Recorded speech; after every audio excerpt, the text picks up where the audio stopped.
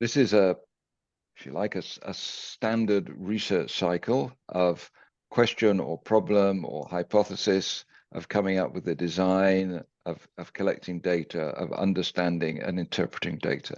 And we're trying to think about what that means in the context, particularly of our farmer research networks and research that involve farmers. So we looked at this whole thing 2 weeks ago, and today I'm going to concentrate on this point here of choosing designs. Last week, 2 weeks ago, we discussed what it means to involve farmers, and talked about empowerment and why that's important, about joint decisions. It's not farmers doing researchers, scientists research. We're supposed to be jointly agreed or co-developed work, and that involves some negotiation. So when we think about designing the piece of research, I think it's helpful to divide the problem or the issues or the things that we need to discuss into two separate areas. In practice, these two areas overlap and interact with each other. But when we're thinking about what we're trying to do and where the issues are that we have to grapple with and understand something different from the way that we're used to working, then I think it's helpful to divide these two things. And the first one is the process of co-creating, discussing, and negotiating a research design. Okay, we're going to have a look at what does it mean to be effective in that co-creation process, and what does it take, and what are some of the ways that we might actually do it. Separately from that, we think about what are the designs, the research designs that emerge from that process. Many of you know that the sorts of research designs that come out somehow don't look the same as the research designs that you were taught to use when you were studying. They're not the same as the research designs that a scientist working on their own will probably use. So we need to figure out, what is it that makes a good design? I learned sort of rules of a good experimental design, for example.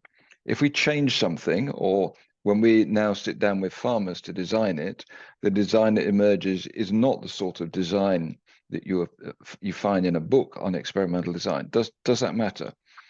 What sort of rules still apply to what makes a good research design?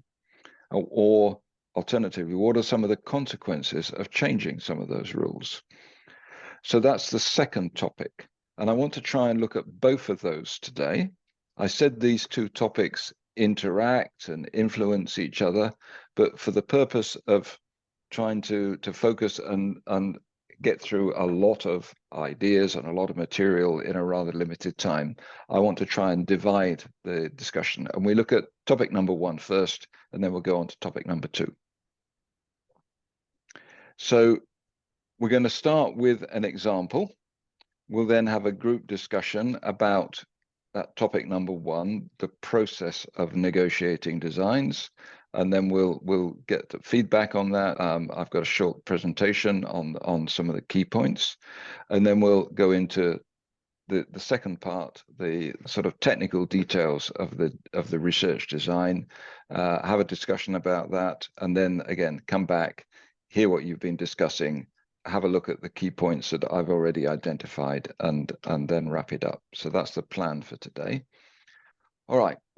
So as an example, I wanted something, I first thought, let's take an example from one of your projects. Let's have one of your projects, present the way they're doing a piece of research, present the design they're using, and then debate that. And I thought it would be great to make it a real example for one of your projects, but it has a disadvantage that we might end up being rather critical of your design or your process, and it would kind of be a little bit unfair. So what I've done is I've made up an example, but it's an example which would be familiar to many projects. I hope that many of you will recognize the sort of research, and you can imagine that you might easily have been involved in a piece of research like this. Okay, so it's made up, but I hope it is realistic. It certainly looks very like many of the Pharma Research Network research activities that I've seen over the years. So it should be familiar, and you'll see in a minute. It involves a crop that almost everyone is familiar with, so you should be able to picture in your mind what's going on. And I've also picked something which is about the simplest sort of research that you can imagine doing, because I don't want to get too far into the how to do really complicated research. I think we can make the key points when we look at a relatively straightforward research problem.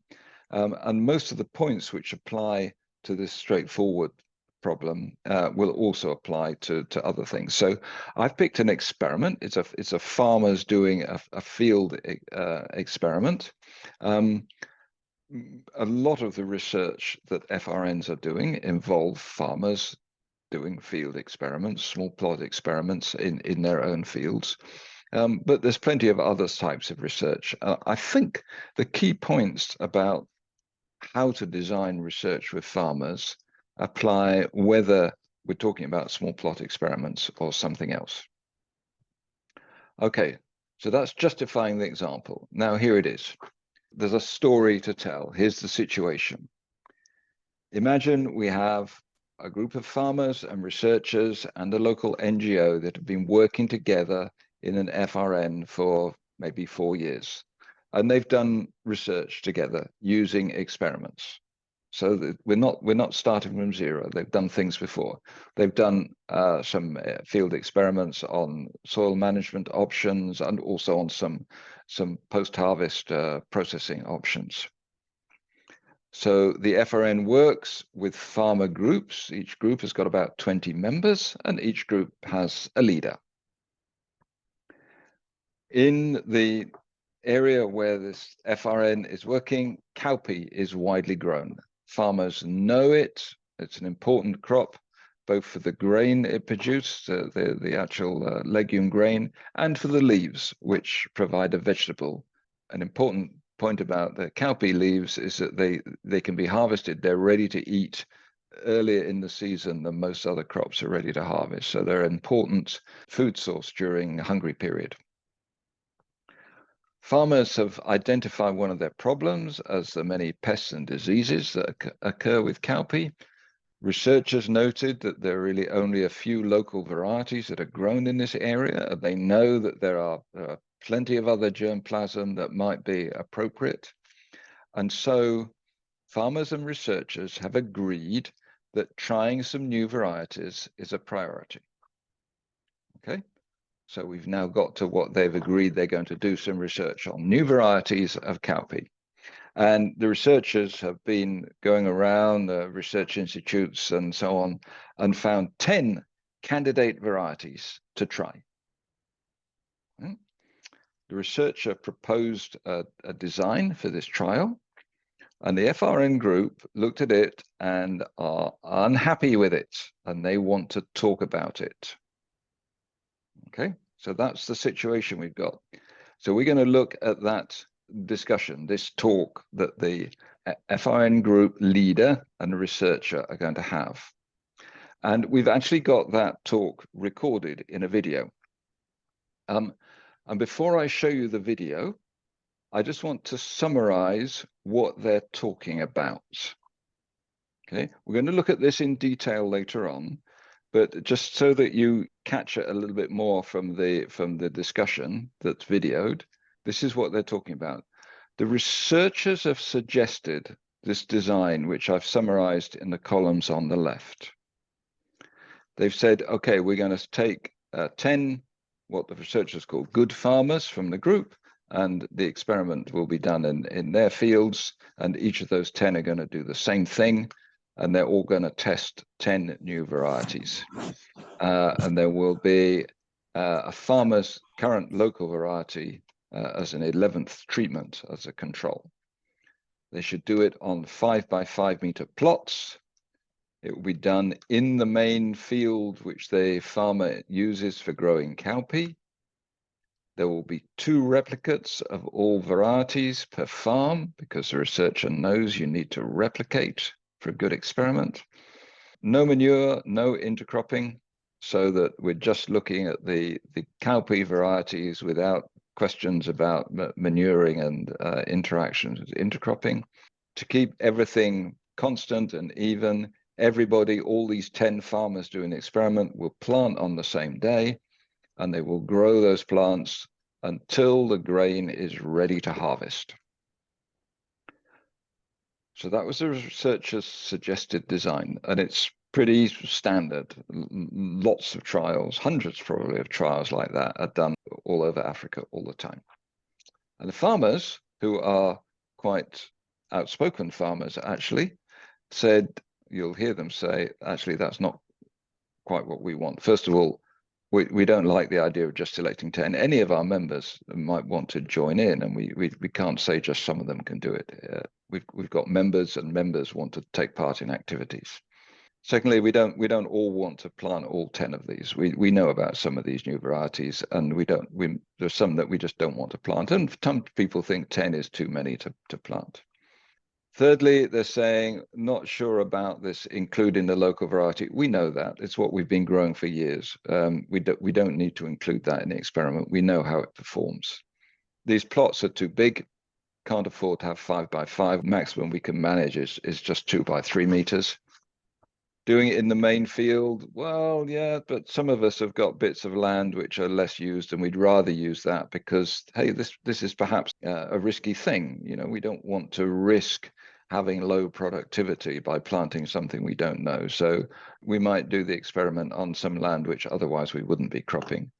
And the idea of replication is just silly. I mean, why do you need to do something twice on your own farm? Manuring and intercropping, hey, those farmers are always intercrop their cowpea. Of course they're going to intercrop the experiment as well. It's the way they grow cowpea.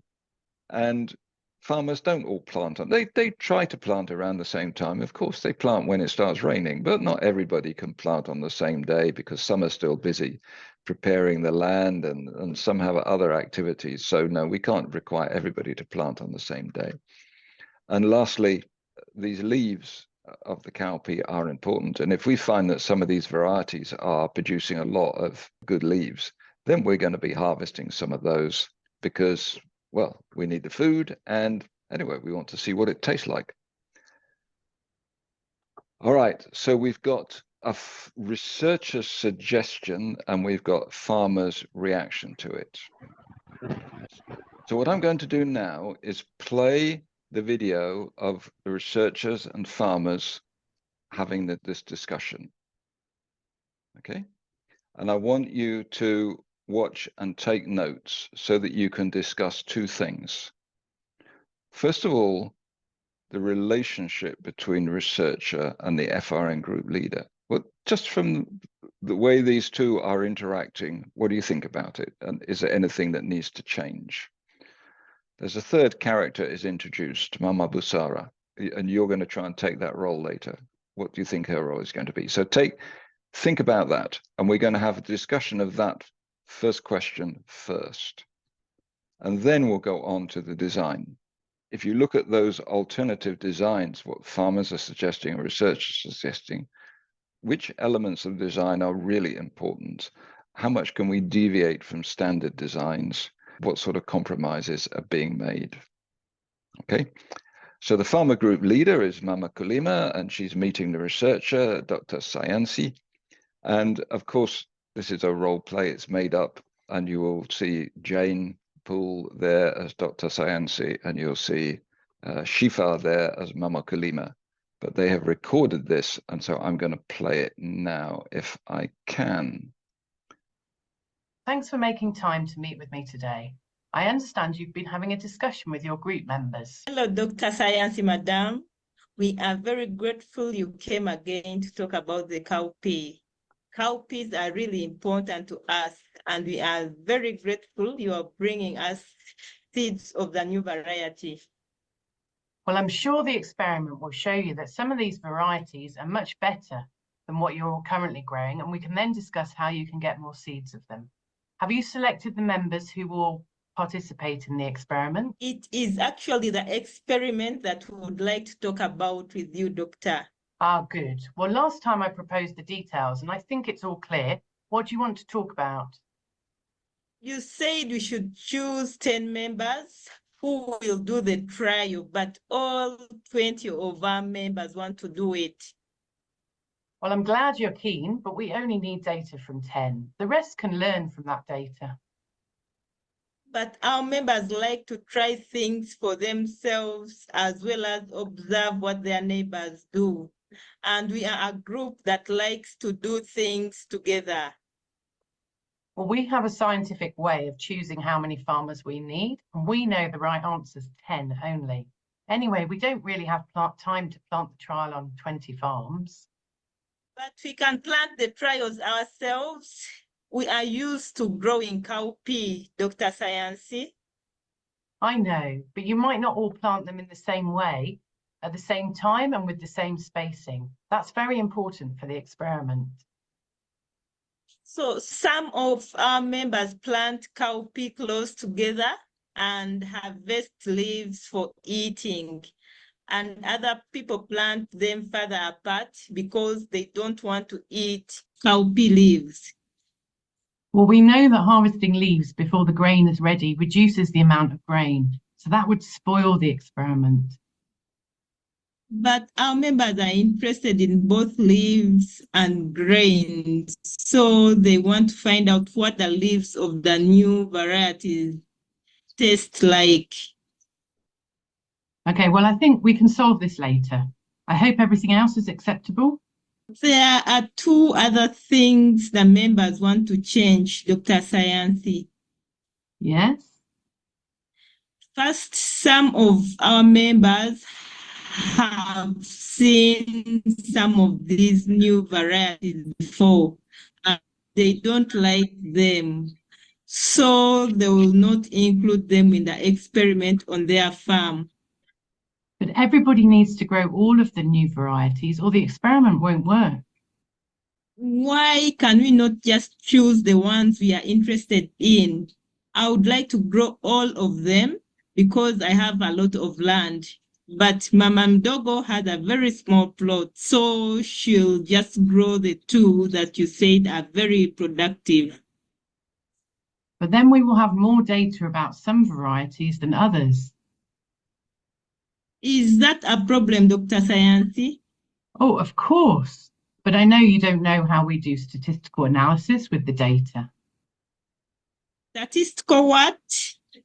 Anyway, the other concern was the amount of land needed for the trial. 10 plots each of 5 by 5 meters takes up too much of our field. Actually, it will be 20 plots because each farmer will have 2 plots of each of the 10 varieties. Actually, no, it's 22 plots because they also need 2 plots of the local variety that they grow at the moment. Yes, that is what we thought, and it is too much. So we decided we make plots of 2 by 3 meters, which are big enough to see how well the plants grow. And if doodles eat them, then each farmer will have just 1 plot of each variety. The experiments also always have 2 or more plots for each variety. It's called replication, and it's important because we need to see that the growth of the variety is consistent across the plots. We have lots of members growing the varieties, so we can compare the growth with that of other members. Why is growing it twice on a farm useful? We also decided that we don't need to have a plot of the local variety. The local variety is included because it's what we call a control. Ah, what is it controlling? It means that you can compare the new varieties to the control and find out how much better the new varieties are compared to your local variety. So we know our local variety well, very well, and how it grows. We have been growing it for so many years, and we don't need to plant a small plot now to see how it grows. We really worry about how much land the experiment takes. But you're growing cowpea anyway, so why does it matter if some of the land is used for a cowpea experiment? So, Dr. Sayansi, if the new varieties you're bringing don't do well, then we'll have wasted land and our work, and we'll not have enough cowpea to harvest. Oh, I'm sure they will do well. Oh, if you are sure that, then that is good. We can just plant our field with the new varieties without an experiment. I think I'll try a few of the varieties intercropped with maize, but the rest I'll grow alone. Well, I can see that you and your members have been talking about this trial a lot. Would it be a good idea for me to come to another discussion about it so we can understand these differences of opinion? Thank you, Dr. Sayansi. It would be very good if you came for another discussion with our group. Our friend Mama Busara from NGO Resilient Farmers would be a very good person to facilitate that meeting. Great, that's agreed then. Let's ask her. Thank you very much. Thank you, Dr. Sayansi. So the farmer group leader is quite a robust woman there, having a good argument or discussion with the scientist. What I would like to do now is for you to think about what you've seen there, and in particular discuss this first point. The relationship between these two. How is it? What do you think needs to change? Maybe you could think about this if you were to take that role of Madame Basara, the person who's going to facilitate the next round of meeting. How would you do that? What sort of process would achieve a real co-creation moment here, rather than the scientists trying to persuade the farmers how the experiment should be done? Okay. All right, so what I'm going to do is put the slides that you've all been making on the screen. Ask somebody from group one just to very quickly take us through what you talked about in group one. You've got 2 minutes for this presentation, so really, it's a really quick summary. Don't try and say everything. I suggest the person who wrote this just quickly take us through it, please. Yeah, so in group one on discussion on the process, we did notify that the researcher's position was very defensible. There was a use of very technical language, which were not very comfortable to the farmer. But we thought a positive thing out of that process was that the farmer was very independent, and that Mama Kulima was able to challenge the researcher in terms of the different components of the experiment that the researcher proposed, and we thought that was a very good thing. In terms of what needs to change, we thought the researcher, because reflecting on CRFS, we thought the researcher needs some sort of capacity building on how to design experiments with farmers, because like with CRFS, we've had that sort of capacity building, and the researcher could use that. The design could have been developed together with farmers rather than the researcher bringing the design to the farmer. And in terms of the process, how would we take the role?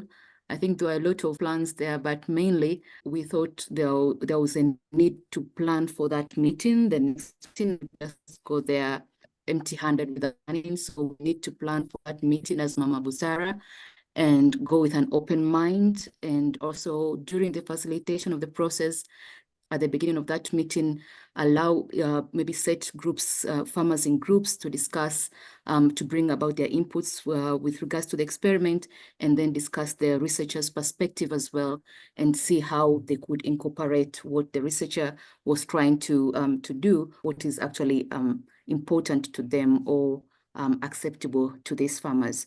And also in this process, it will not only include one single meeting, but it might require several meetings to discuss the plan of these experiments, as taking into consideration farmers' time, etc. Yeah, that's Wow. that's mainly it. My question is, how did you manage to do all that in 15 minutes? But that's really good. So what I'm going to do, not have any further discussion on this, I'm going to go to the next group and ask the other presenters now, just add anything that was distinctly different or additional to what's come already.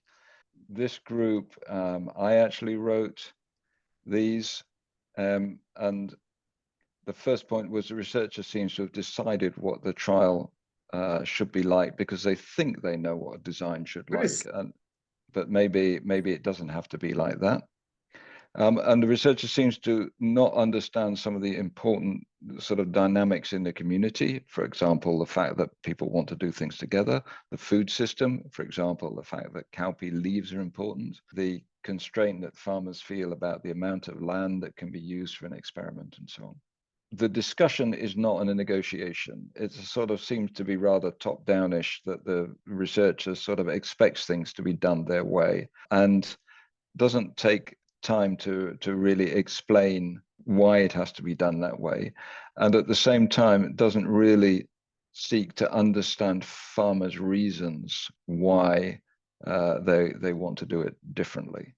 So in both those ways, it's a sort of rather disrespectful relationship. Right at the beginning, there's a point that farmers seem really excited. They say, yeah, we want to do this because you're going to bring us seeds. And the researcher's reaction to that is, oh, well, we'll talk about seeds later. So there's a question about motivation there, and it's not at all clear whether everybody understands what the deal is between farmers and researchers in relation to seeds. But it was good that the two agreed that they will have a proper negotiation meeting and that they agreed who might facilitate that. And then somebody pointed out this hidden thing. This was a meeting between the researcher and the farmer group leader. We wonder about the relationship between the group leader and the rest of the group. We've got no information on what that is. So group 3, who's going to take us through this one? Anything different? Yep, go ahead. It's very much on the same lines. We have noticed the disrespectful and unequal relationship between the researcher and the farmer, and the language that is not very accessible, the lack of knowledge of the different points of view and of interest. When the researcher is focused on the final results of the experiment, the farmer is actually interested in benefiting along the way in the process. We agree also with what has been said in what needs to change in their relationship. And I really like that we said like the researcher needs to change their mindset. But we didn't get to discuss the last 2 points indeed thoroughly, but I liked that someone said we need to maintain the social capital for the whole group of the farmers. And they suggested that Mama Busara would keep the same position to ensure that. And in the end, we only got to say that the process would, first of all, need to involve the farmers in proposing what works for them from the very beginning. Thank you very much. And there's one further group, group 4. Is this one? This is me. I will try to highlight things that have not been said already because, yeah, we had lots of the same points. We also had the eminent scientist, Dr. Sciency, as part of our group. So we were scared of making her too angry because, you know, she's very stuck in her ways, as we found out in the video.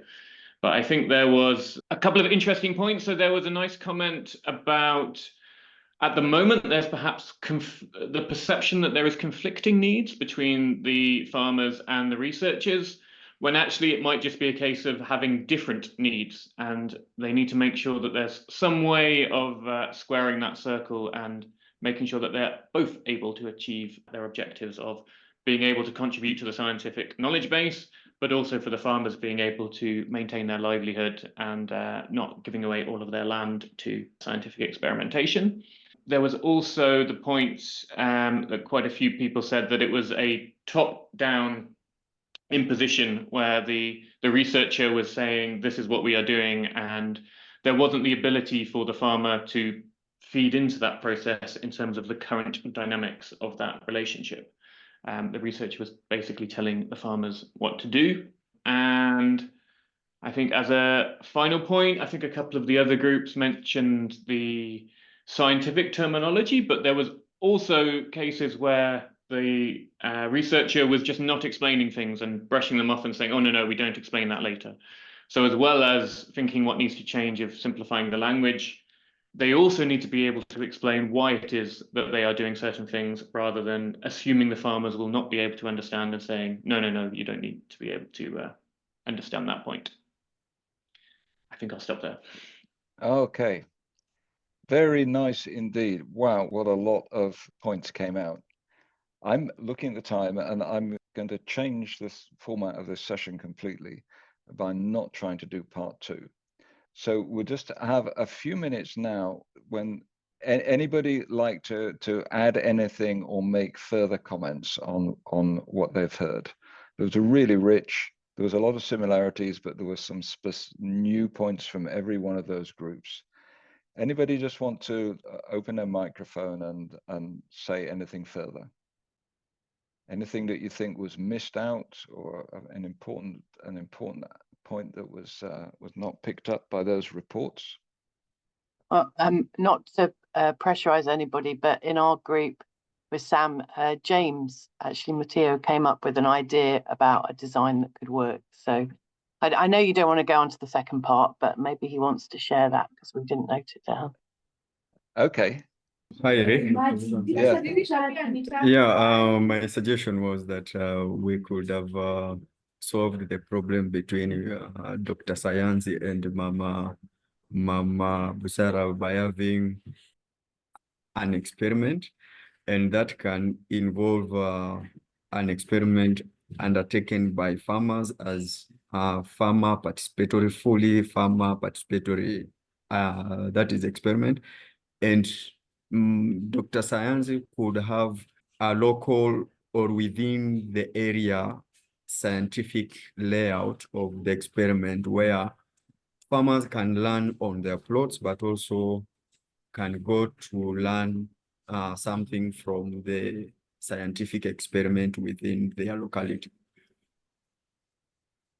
Okay, that's a really nice suggestion, James. Thank you. That perhaps these Sam Group 4 said, maybe the issue is that these researchers and farmers have different needs. And one solution to having different needs is we do different activities. They don't have to be the same activity. So I think you're right, James, that in some situations, the useful solution is to say, don't try and squeeze everything into one activity. If we do have really different needs, then perhaps we need more than one activity. So you said a sort of an experiment which is sort of controlled, designed by the researcher, and then alongside that, experiments that are done by farmers. And you might well have heard people talking about mother and baby trials, which have that sort of idea around them. The sort of mother trial of what the researcher does, and the baby trials what the farmers does. I don't like the name because it sounds as if the mother is somehow more important than the babies, but that's behind that mother and baby design. Sarah. Yeah, that's exactly what I was going to say, that the baby trials or the trials that are done by farmers tend to be treated as either less rigorous or to be informed by what was done at the mother trial level by the researchers, that kind of thing. So again, it maintains that sort of hierarchy and waters down what the farmers have discovered as something less strong than what comes from the main trial. Yeah. In some projects, actually, it's not even tracked. It doesn't feature in the reports. Exactly. And I think I was going to go on to discuss that actually when we do the sort of technical design part about what is it that makes something rigorous and what makes it scientifically valid. And I think that there's certainly things that we need to understand there. All right. So if you'll allow me, I'm going to go back to the PowerPoints I had. And this is what we've just done. We discussed that and we've had the feedback. And I've got a couple of things that I would like to say about this process. What I told you at the beginning of this session was we then go into part 2, which was discussing the technical aspects of the design. And it's quite clear we're going to do that in the next session in 2 weeks' time. We're not going to try and do that now. There's lots on this screen. Let me try and take you through it. So the first point I wanted to make is that the process is supposed to be one of co-creation, not persuasion. It's not that the researcher has decided what to do and is now trying to persuade the farmers to do it. That is one approach, but within the FRN framework and following the FRN principles, that's not the intention. The intention is co-creating. And a prerequisite for that is having this social capital between researchers and the FRN members. And social capital is a complicated thing. I mean, that's just a label for something which is actually complex, got many aspects to it. If you read the literature on social capital, it talks about bonding capital and bridging capital and linking capital. And I could see what all those have to have a role within a farmer research network. But I think the key aspects or the key points about social capital between researchers and farmers are in these bullet points here. It's about, first of all, trust. In other words, both sides need to trust that the other one has in mind what's good for them. Researchers are not trying to exploit farmers. I've been to meetings between researchers and farmers when farmers have said, why are you trying to get us to do your research for you? Saying to a researcher that you're expecting us farmers basically to do your work for you. Now, if that perception of what it's about has come up, the trust and the communication is missing, the shared values are missing. So you need to manage that relationship in a way that people really believe, everybody believes that, you know, researchers are coming, engaging, not to do their research, but to do joint research, which is going to meet researchers' needs, objectives, at the same time as meeting farmers' objectives. And that equality, I mean, the balancing, it's not a one side being a sort of superior to the other, is a matter of respect. It does take communication, and several of you noticed to what extent are these farmers and researchers really communicating? Are they explaining? Are they asking questions of the other one? You know, when farmers said, we want to do this, researchers said, no, that's not the right way, rather than asking for an explanation, why do you want to do it like that? And likewise, the researcher in several places just said, well, you won't understand this, you know, just trust me, this is the way it has to be done. That's a failure of communication. Shared values. What is it we really care about in here? And if those are not the same, then we're not going to be able to do joint work and co-create. Okay, so those are elements of social capital. It's clear, I think, that it won't work if a researcher is seen only as, for example, benefactor, somebody that brings new seeds to us. Okay, we're just going to do what the researcher says because we want the seeds, or we want some other sort of benefit like that. If the researcher is only seen as a teacher, okay, they're the expert, they're going to tell us how to do things, or seen as authority. We're going to do this because, you know, these guys, maybe they're approved by the government and they're big and important and they, you know, they come in a car, and so we better do what we're told. So if farmers see the researchers as only benefactor or teacher or authority, it's not going to work. Of course, researchers do bring some benefits, and they are going to do some teaching because they have knowledge that farmers don't have. And to some extent, they do represent some authorities. But it's, if this is the main role as seen by the farmer, it's going to fail. And there's lots of resources on the importance of social capital and on building social capital. So as a link there, you can get these PowerPoints later, so you get these links. There's a link there to one I found quite nice. It's from FAO, called Empowering Farmers and Their Organizations Through the Creation of Social Capital. And it's actually a sort of training manual, but it's got some very good, simply explained ideas in there. The second point I wanted to talk about was this negotiation and the way that negotiation is part of co-creation.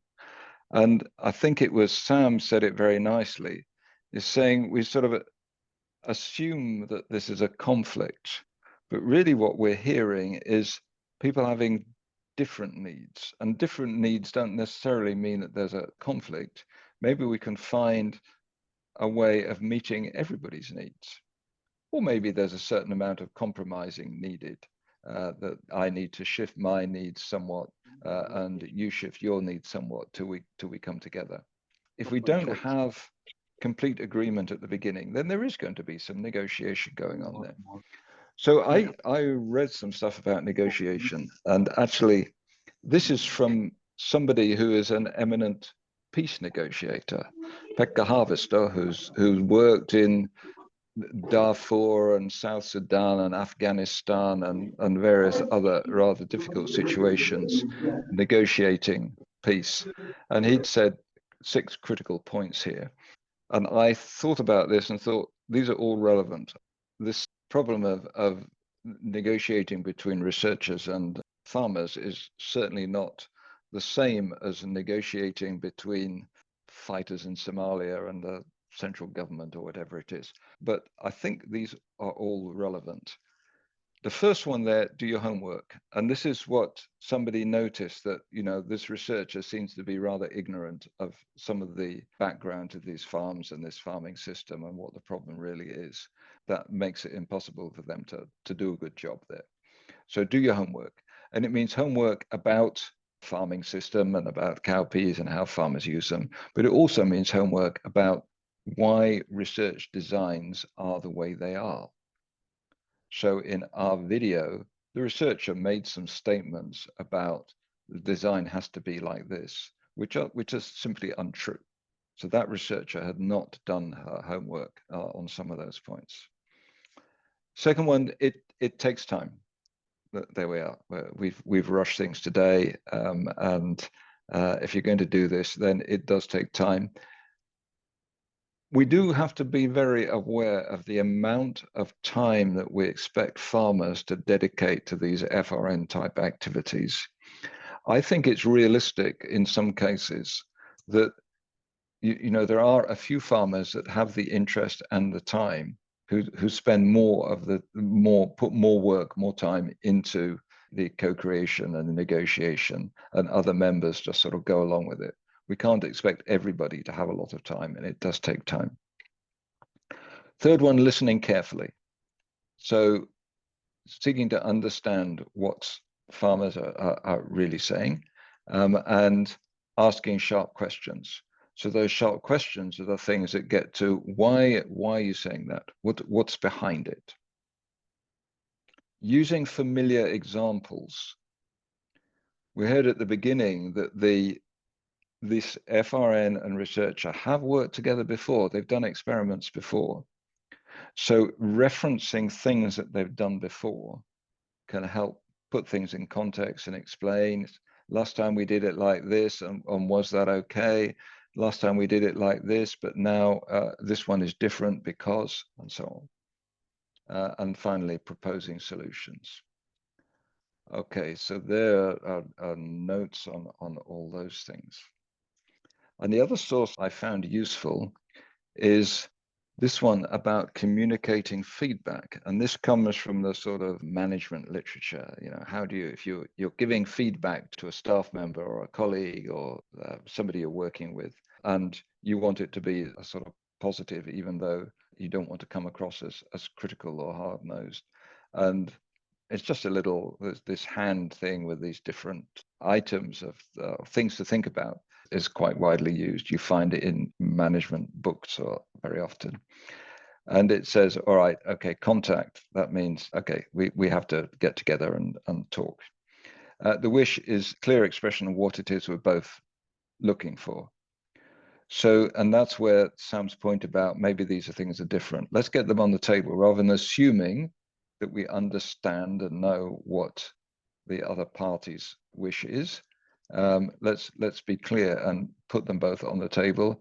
When they align, that's good. When they don't align, then maybe we have to do something that's going to meet both sets of wishes, or maybe we just have to separate activities. But what we're wishing for comes next. What are the benefits that both parties are going to have when this comes about? It was called in the book, I took this from, faith, but it means trust or the assumption of goodwill and intent. And then finally, this point about agreement, that what it is we're going to do. In all of this, there is inevitably a power imbalance. Whether you would like to remove it, perhaps, you can't.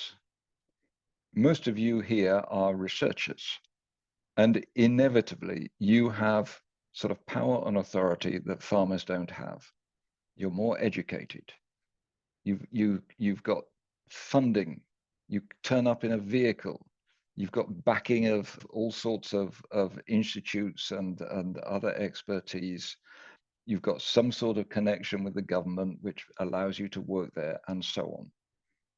So while we like to say, oh, we're all in this together, it's simply untrue. We are all in it together, but the power imbalance is inevitable. And you're not going to remove it, but you can use it wisely. So using it wisely means, understanding all these issues, for example, and making sure that you manage things according to these sorts of principles. All right.